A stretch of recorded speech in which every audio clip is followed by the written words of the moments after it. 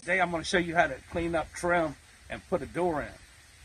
So a lot of you may take trim off and then you see this on the back of it after you pull a piece of trim off. And you want to reuse it. And you've got nails sticking at the back. Well, a lot of people will take a hammer and drive it back through the front and it'll put a hole. So what you do is you just take a pair of pliers, grab a hold of the nail, and pull it right out of the back of the trim. And it doesn't make any marks on the front of the trim. Just like this. Just grab a hold of it, pull it right out of the back.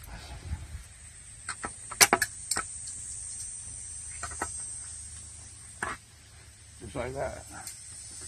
And see? No marks on the front of the trim. So the only nail holes that you'll have are the ones that you put in it from putting it back on.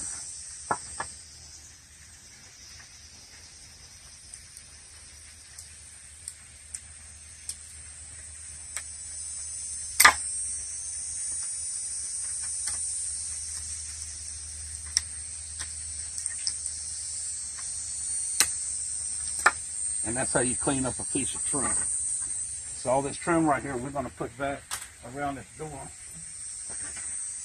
What we had was a rotted door.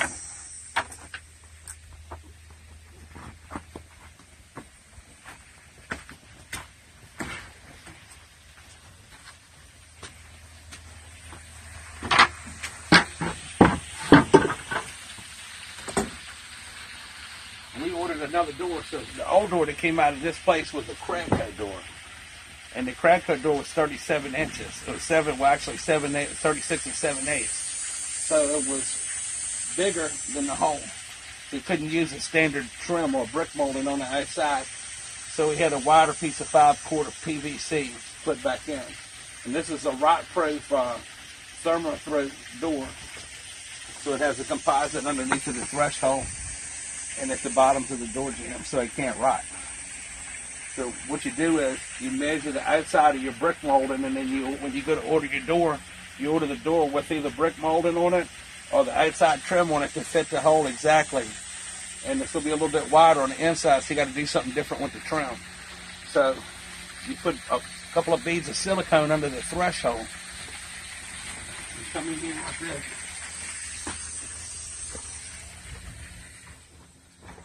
And when you go to put your door in, you want to make some shims on one side and shim it up, just like that, on one side of your door. All right. And then you take one screw out of each one of these screw holes out of your hinge and put a long screw in it and screw it straight through the shim and into the 2x4 in the frame. So now, we know that this trim's probably not going to fit because the dimensions of the door is not as wide.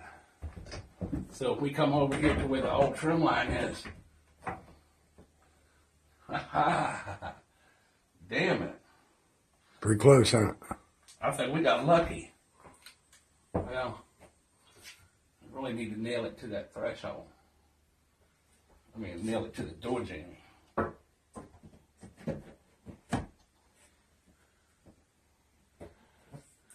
Toenail it, maybe. That's so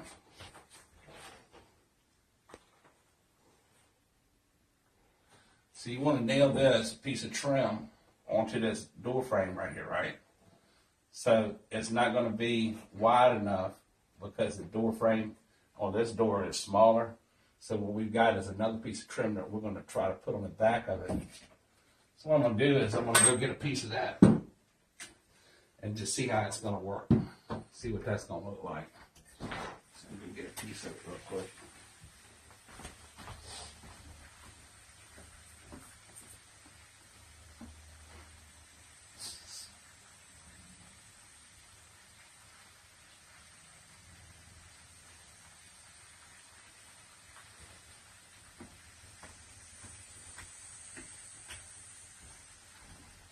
What this is a piece of like back molding. And it goes on the back of your piece of trim like this. Just like that. So if we go here and put this on where it's supposed to be, you can actually put this piece of molding on right here to compensate for that area right there that we're not going to be putting trim. So what we're going to do is, I'm going to measure from the bottom down to the long point, and on my miter saw, I'm going to cut an angle right here. And I'm going to nail this piece on the back of here and paint it first, because I'm not going to be able to get to it when it's up inside of here. Once I get all the pieces on, I'm not going to really nail one piece on. I'm just going to tack them on until I got them all fitting nice and everything. And then we'll go back and nail it and fill all the nail holes with wood filler and caulk everything, and then put the doorknobs and stuff and the deadbolt lock back on, and plug these little holes with the pieces that came with the door. And we're going to save the mullion, because the mullion will have to go back on the door if the house gets on the market. But we're going to leave that off and clean them up, and we'll be done.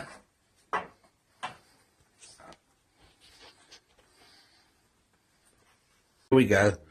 Now we're done finished. It's all done. So you can see it's that regular piece of trim with a piece of back molding that covers over top of it, and that takes up for that 3/8 of an inch. And then the shims in the door like we was talking about. Everything's all painted. All of the trim is up.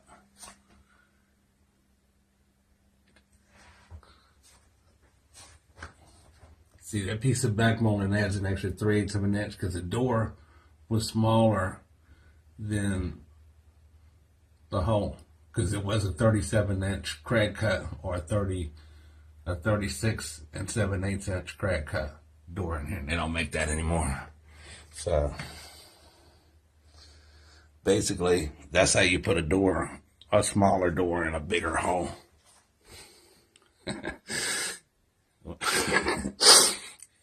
Anyway, that's how you fill a big hole with a little door. And we'll take a look at it on the outside now. Open the door up.